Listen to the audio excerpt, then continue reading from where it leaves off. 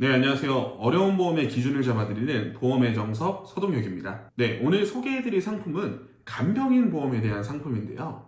사실 저 같은 경우는 간병인 보험이 꼭 필수 보험이 아니라 그냥 있으면 추가적으로 좋은 그런 좀 감초 같은 보험이라고 생각을 했었거든요. 저희가 차량을 운전할 때도 썬루프가 있으면 좋잖아요. 근데 썬루프가 없어도 운전하는 데 아무 지장이 없는 것처럼요. 네, 그럼에도 불구하고 이제는 간병인 보험이 저도 필수라고 생각을 하는데요. 그렇게 생각하게 된 한 세 가지 이유 정도를 말씀을 드려보겠습니다.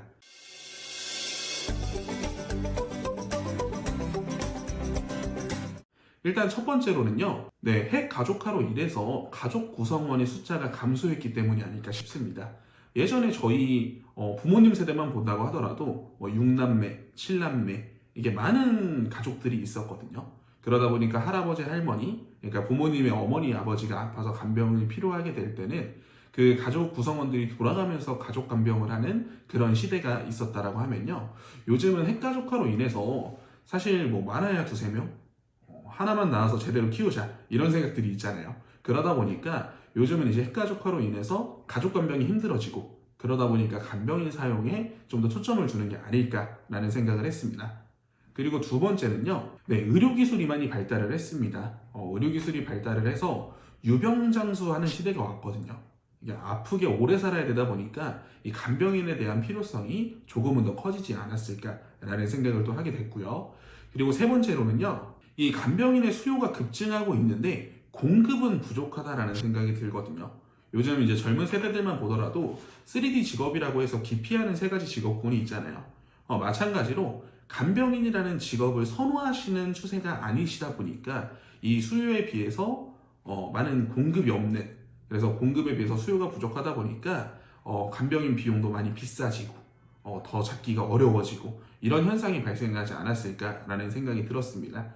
그래서 저는 이러한 이유들 때문에 간병인 보험이 예전에는 좀 감초 같은 역할이었다라고 하면은 이제는 좀 필수적으로 준비해야 되는 보장 자산이 아닐까라는 생각을 하게 됐는데요. 제가 이제 말씀드리는 추천안은 그런 부분들을 좀 완벽히 메꿀 수 있는 그런 추천 설계안을 가져왔습니다. 제 스타일 아시죠? 긴 말하지 않고 바로 설계안 공개하겠습니다. 네, 그래서 오늘 가져온 플랜은요. 일단 간병인을 사용하게 됐을 때 1일당 25만원씩 지원을 해주는 그런 플랜이고요. 그리고 이제 두 번째로는 비갱신 조건입니다. 보험료가 올라가지 않는 조건이고요. 그리고 세 번째는 요즘 약 먹으시는 분들 많잖아요. 뭐 혈압약이다, 당뇨약이다. 저만 하더라도 제가 지금 혈압약을 먹고 있거든요. 이런 약을 드시는 분들 같은 경우도 가입이 가능한 유병자형 상품입니다. 네, 그래서 좀 전에 말씀드린 대로 설계안을 제가 바로 공개를 해드리면은 일단 30세 남성 직업 기준 1급을 기준으로 보험료는 약 5만 원 정도가 나오고요. 또 마찬가지로 30세 여성 동일 조건 직업 1급 기준으로 했을 때 5만 5천 원 정도의 보험료가 나옵니다. 이게 다른 간병인을 알아보신 분들은 좀 생각하시겠지만 그렇게 막 저렴한 금액은 아니라고 할 수 있거든요. 근데 그런데도 불구하고 제가 이 플랜을 추천드리는 이유는 체증형이다. 뭐다. 뭐 일반 15만 원 지급하는 거, 10만 원 지급하는 거 여러 상품들이 있겠지만 이 상품은 무려 25만 원이라는 금액을 지급합니다. 쉽게 설명드려서 타사 상품에 대비했을 때 2배 이상 아니면 2배 가까운 보장을 해주고 있는데도 보험료는 제가 설계해봤을 때 그 정도의 차이가 나지는 않았거든요. 그래서 이 상품을 좀 추천드렸던 것 같고요. 네, 그러면 세부적으로 보장이 어디서 나오는지 보장 내용도 저희가 살펴봐야 되잖아요. 담백합니다. 간병인을 사용하게 됐을 때 1일당 25만 원이라는 금액을 정해진 액수, 정액으로 지급을 하고요. 그리고 두 번째로는 요즘 어르신분들 요양병원 많이 선호하시잖아요. 요양병원에서 간병인을 사용하게 됐을 때 하루에 5만 원씩 지급이 됩니다. 그리고 세 번째로는 요즘 나라에서 좀 추진하고 있는 계획이죠. 간호간병 통합 서비스. 지금도 많이 있고 앞으로도 더 늘어날 계획이라고 저는 알고 있는데요. 이 간호간병 통합 서비스 같은 경우도 사용하게 됐을 때 1일당 7만 원이라는 금액이 지급이 됩니다.